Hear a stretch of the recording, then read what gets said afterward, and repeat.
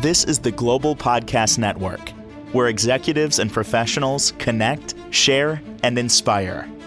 Stay tuned for the conversations that drive success.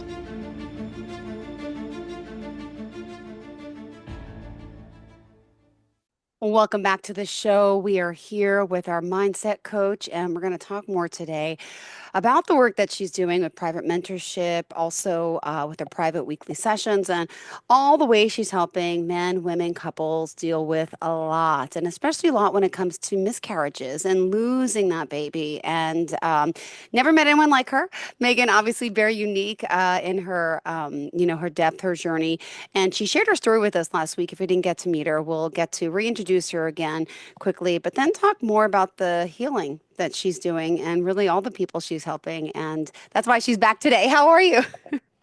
I'm great, Jill. How are you doing? I'm doing fantastic, hon. So, welcome back. For those new time listeners, would you mind just introducing yourself to start? Yes, sure. And it's great to be back with you today. So I'm Megan Stoisits. I'm known in the space as the miscarriage mentor. And so what I do is I work with women who have experienced miscarriage, pregnancy loss, or infertility. And through private coaching and group coaching, I help these women to heal after their loss and their struggles, while also preparing their minds and bodies for pregnancy again. Pregnancy after loss and infertility can be incredibly anxiety inducing. And so we really work to ensure that they're getting as much joy out of the experience as they possibly can and deserve. Beautiful. Thank you so much. And just a little bit about yourself. I know you're from Pennsylvania. You're helping people. This is not just in your state. You're working with communities all over the world in a sense, because this is a virtual, a community, correct? Yeah, that's right. I work with women all over the world. My clients are anywhere from Virginia, California, Australia, and the UK. So we're really everywhere. And yeah, I'm personally based in Pennsylvania, and on my road to motherhood, had experienced a couple of losses, years of what my doctors had called unexplained infertility and just a lot of sadness and grief and heartache. Um, I thankfully was blessed with one rainbow baby. He's, my gosh, going to be 6 just next month. I can't believe it. So yeah, I definitely have a personal experience in this space and know how isolating and how challenging it can be to try to navigate on your own. And so I really wanted to make sure that women who've suffered the way that I have know that they are not alone and to give them an outlet for their grief and a space to truly heal and to feel safe doing so. Amazing. Well, thank you for that. And just an update. I know we spoke last week about my cousin who's going through this similar Jersey. Unfortunately, she got the bad news yesterday. It didn't work for her. The numbers never doubled. And, her, like myself, who's been through this many times, the disappointment, the hurt, the pain, the letdown, the I'm not good enough, the why me, the why. Yeah, it's not easy. Even just walking in the mall, I remember like seeing, pushing carriages and like, why can't I have that? Why can't, and I can tear up thinking about it. Like, we Yeah. understand, we can empathize with you. And so many people can. And that's what's wonderful that there's a really, niche space for this. So thank you for being here. Where the healing happens, our miscarriage mentor. And again, Megan joins us here as MS Mindset Coach. And we're going to talk more today about the work and the healing she's doing. So go ahead. Where did you want to start? Yeah. Well, first, please send your cousin so much love. I know, like you said, how hard it is to have that letdown. And one of the things that I find my clients really grappling with is letting themselves be excited during that 2 week wait or after the transfer has happened, right? They almost don't want to let themselves feel excited because then it feels like the letdown when you do get bad news is that much more devastating. And it's almost like that juxtaposition of the excitement and also, the impending sadness that can so quickly follow. And it's almost like emotional whiplash going from one to the other. And so just to say that I'm sending your cousin so much love. Thank you. I appreciate that. And yeah, for Yeah. all those out there going through this, fill us in on your week. Talk if you can some about some of your clients you're helping, or what did you want to share for today? Yeah, that would be great. I mean, my clients are really seeing so much improvements in all aspects of their lives, which is one of the things that I just love most about coaching. It's results oriented. It's designed to really help see progress. And some of the things that my clients are experiencing as a result of their work with me is first and foremost, half of them have gotten pregnant again since they started working with me. And we really attribute those successes to things like helping them to more appropriately manage their stress. We talked a little bit last week about how stress impacts your sex hormones and your body's reproductive system. When the brain senses a threat, whether it is actually out in front of us or it is simply a thought that is in our mind, the body or the brain signals to the body that it's not safe to bring in new life. And so it shuts down communication to the reproductive system. The body then starts to prioritize producing cortisol over progesterone, which we know is the key hormone for early pregnancy success and can lead, and low levels lead to early pregnancy loss. Ah, And so, mindset is really one of the key things that my clients improve throughout their work with me. And what some of the things that they tell me is not just that they are reducing their anxiety and stress around fertility, but they're gaining confidence in so many other areas of their lives. They're realizing that they're able to face adversities and come out on the other end stronger than they were before. They're learning about, all of the things that their bodies are capable of doing. You even mentioned, Jill, this thought of my body has failed me. That yeah. is one of the most common thoughts that women who have experiences like we've had encounter. And, by focusing on all of the things that they do well, I start every single one of my coaching sessions asking my clients for a win from their last week. And it can be as small as, I got up when my alarm went off without having to hit snooze. Mm-hmm. It could be as big as a friend texted me and told me that they were pregnant today. And I allowed myself to feel sad and also happy. Yeah.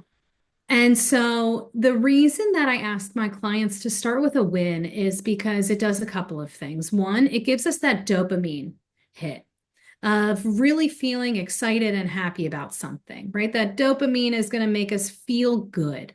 And so the first thing we want to do is get a little bit more of that because in the midst of infertility and pregnancy loss, everything can feel as though it's a little bit muted. And so to look for those little pockets of good is just a little gift that I can give to my clients. Well, really that they can give to themselves.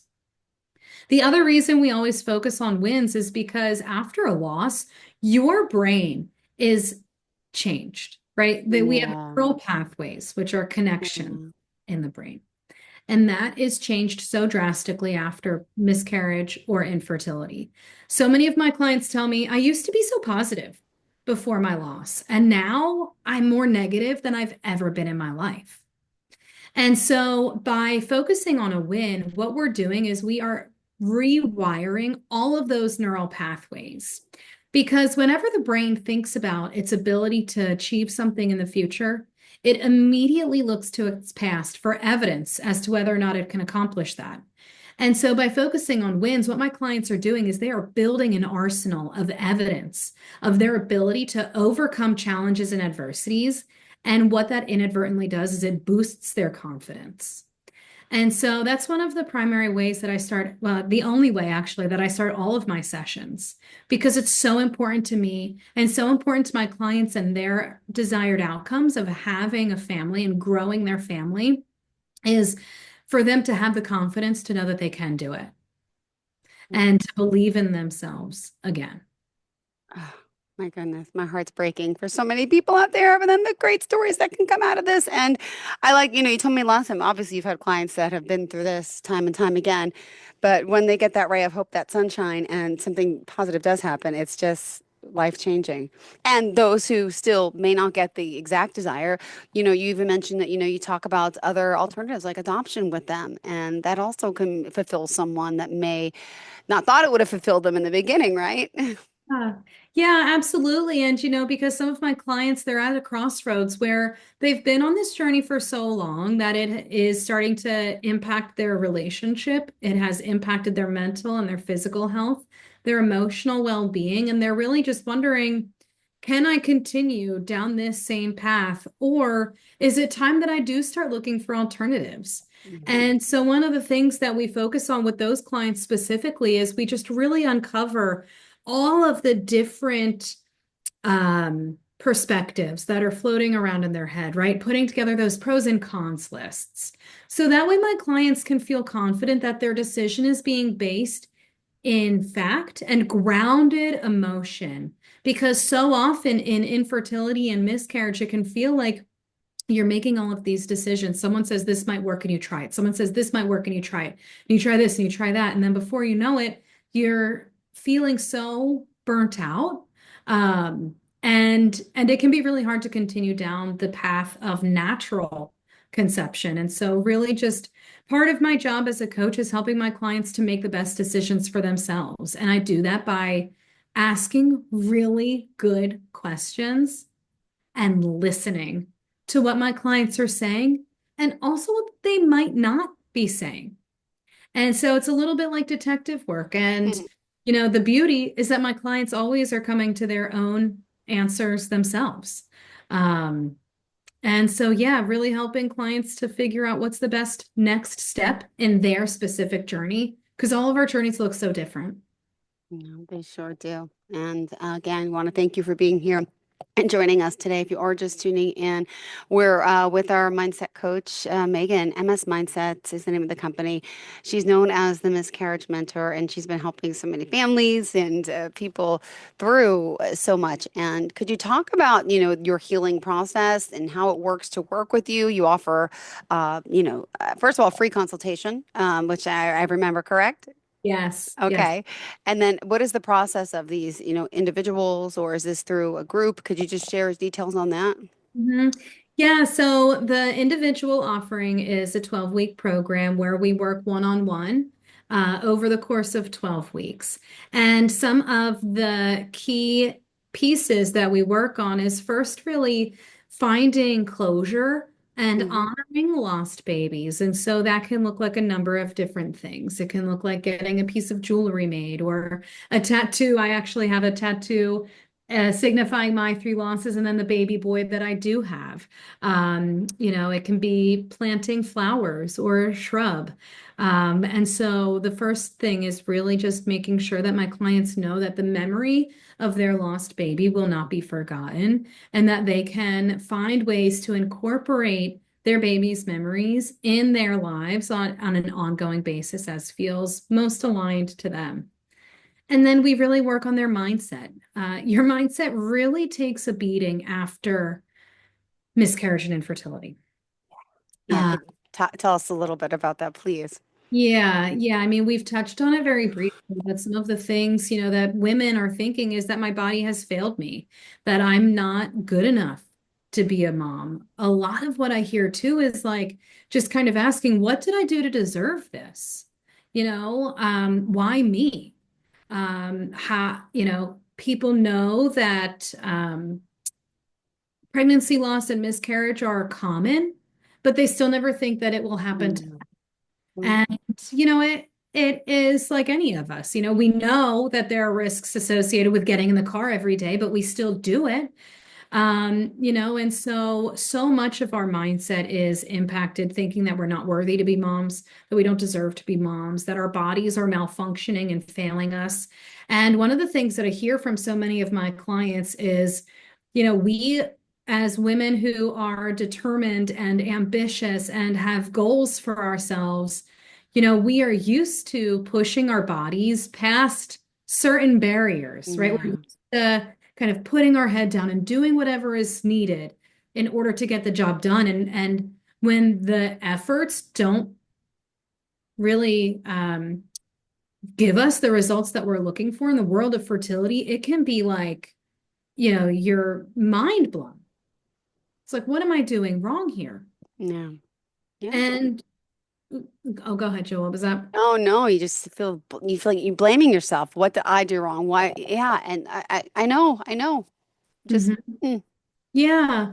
Yeah, it's all of that self-blame. And then, that's internal, right?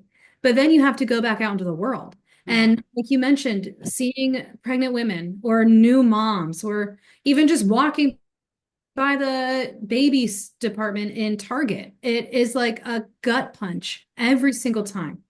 You open up social media and it feels like everyone you know is announcing that they're pregnant and due at the same time you are.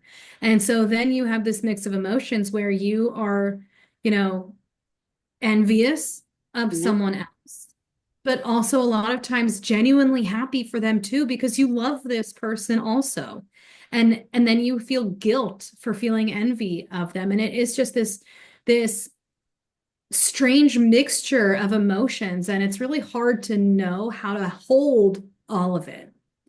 And so that's really one of the things that we focus on the most is acknowledging that these feelings of envy or anxiety or fear are totally normal. Because at the end of the day, we're all humans having a human mm, experience that is really, really hard. And so we work on first acknowledging that all of those feelings are valid, and then also working on, okay, well, do I want to spend as much time with this particular thought as I am? yeah, Because the more time you spend with some of those negative thoughts, the stronger they become. And so, it's how are those thoughts making you feel? And how do you want to feel? How can we maybe shift that thought to make it feel not so heavy? And even if we can just ease a little bit of that pressure, ease a little bit of that pain, then that's progress, right? We're not saying that you're going to open up social media and see these pregnancy announcements and be unfazed, yeah. Mm-hmm. but it's how can you show up for the other person with love and compassion while showing yourself that same love and compassion as well. And that goes on to another part of the work that I do with my clients, which is all around setting boundaries. People think that boundaries tend to keep people out when they hurt us. But boundaries actually help us to remain in relation to the people we love, even when it's hard. And, this is something I experienced myself after I went through my second loss. My sister had told me that she was pregnant. And Mm, it was really hard to kind of watch her progress through this pregnancy and know that I should have been yeah. along the same timeline. Another time it was after my third loss. I Wow. was down the shore with, all of my family and all my cousins, and three of my cousins were pregnant, all due the same time that I would have been. And I couldn't help but realize that here I am again, literally one in four. Yeah. And so, putting boundaries in place that help us to really show up for other people when it's hard to, right? It's knowing when you can show up for the baby showers, know when you can show up for the birthday parties, also knowing when it's okay to say, hey, can we maybe get together, just the two of us? I really love you and I want to show up for you and support you during this time, but being in these types of situations are so hard for me. And it's working with my clients on making sure that they know that they will be met with love and compassion when they put these boundaries in place too. Because my clients tell me that they're afraid that some of their friends or family might feel that their perceived inability to be happy for them will have them cut off from this relationship. And miscarriage and infertility is already so lonely and isolating. It can be so scary to think, gosh, these people might not want to be with me because I'm sad all the time or because I can't be there the way that they would want me to be. And so what they end up doing is they end up showing up anyway at the detriment of themselves. Mm, And so it's really learning how they can continue their healing journey while still showing up for the other people in their lives. beautiful. Thank you for that. I know it's not easy, and just thinking about you going away with everyone, and that's the hardest thing. That is the hardest thing. But oh my goodness, my heart's breaking for those people out there going through this. Like I said, my cousin just went through this. We're dealing with loss, and you gotta, you gotta have faith. And then I just try, and not try, but I do believe that everything, and I kept saying, is just meant to be. And this is the way it is. And whether you believe in God, Jesus, whatever religion you are, like there's just a greater power, right? And um, it's just got to be hard to accept in the end that maybe it is the end in a sense. How do you, do you have any clients that have never succeeded in this journey? Are you still in touch with them? Are they okay? What's happened to them? Yeah, I mean, some of my clients have gone off and have continued their IVF journeys, and I'm still keeping in touch with them. I love every single one of my clients so deeply that I just am so invested in their process because I know how hard it is. And so I love to just keep in touch with my clients periodically and check in to see how they're doing. And so, yeah, I mean, some of them have had to really grapple with, is this the end of the road for Yeah. me? Mm-hmm. And, you mentioned faith, and that is something that can really be shaken up a bit after these types of losses. And I work with my clients. One of them is actually a pastor, and she is really trying to figure out, like, how does she decide whether or not to continue down this road? Because in her heart, there's nothing that her and her husband have wanted more than to become parents. But after 5 years of infertility and multiple losses, it's like, when is the end the end? And, unfortunately, that looks different for every single person. And the only one who can really make that decision is the couple involved themselves. And so when it comes to, keeping in touch and clients that haven't had their desired result, um, it really just comes down to continuing to send them love and being supportive in whatever way they need me to be as they continue through their journey. Beautifully said. Thank you so much. We still got 5 more minutes left in the show, Megan. And what else did you want to share for today? Yeah, so here is a tool that my clients absolutely love, and it really has to do with having a difficult time releasing control. There are so many aspects of fertility and the journey to motherhood that we wish were in our control, but Yeah. unfortunately just isn't. And, we even think about this when it comes to our own bodies, right? We wish that we were in control of every aspect of our body, but unfortunately, there are so many elements that still lie beyond our control, like will the sperm meet the egg and copy the DNA properly? So this exercise is one that I give to so many of my clients.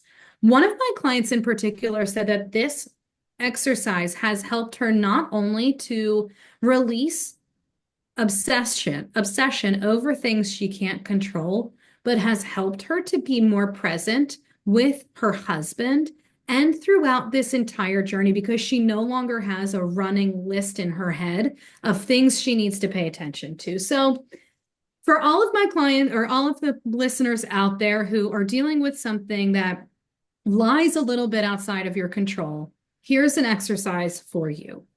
You're going to take a piece of paper and you're going to draw a line down the center of it. Can you see this okay here, Jill? Mm-hmm. Okay. So at the top of one column, you're going to write me. And at the top of the other column, you're going to use whatever word is most appropriate for you with a higher power, whether that's God, universe, spirit, Jesus. And in your column, you're going to write all of the things that you have absolute control over that you Okay. will focus on for today. Everything else that's heavy on your heart and mind that you cannot have 100% control over is going to go in the universe or the God or the Jesus column. Got And it. you can ask them to take those tasks over. And what that does is it really allows you to get very clear on the few things that you have direct control and impact over, so you can pour your energy there while simultaneously allowing you to release the things you can't control. And the client that I was telling you about, she's a vet actually, and so she's very used to delegating tasks and knowing that if it's not on her list, it must be on someone else's. And that's what this exercise helps to do too. It also helps to know that not only are these things that are causing you worry not on your list, but they're on someone else's to take care of. So it's not like they're just totally forgotten and thrown by the wayside, but you can know that you're giving those off to someone else to take care of so you can focus on the things that you have control over. Beautiful. Oh my goodness. Thank you so much. Beautifully said. Great job. Thank you. Thank you for sharing all this today. And for those of you out there who are in need of help, you're in the right spot. Thanks again. Yes, thank you so much, Jill. Would you mind sharing how we can contact you? Yes, please find me on Instagram. I am most active on Instagram. My handle is the Miscarriage Mentor. So please reach out to me on Instagram. You can find me. My website is themiscarriagementor.com. And those are the two primary ways to reach out to me. Perfect. Thank you so much for your time, for being here, and looking forward to our next conversation. Enjoy the rest of the day. Thanks, Jill. You too. Thank you. Bye-bye. This is the Global Podcast Network, where executives and professionals connect, share, and inspire. Stay tuned for the conversations that drive success.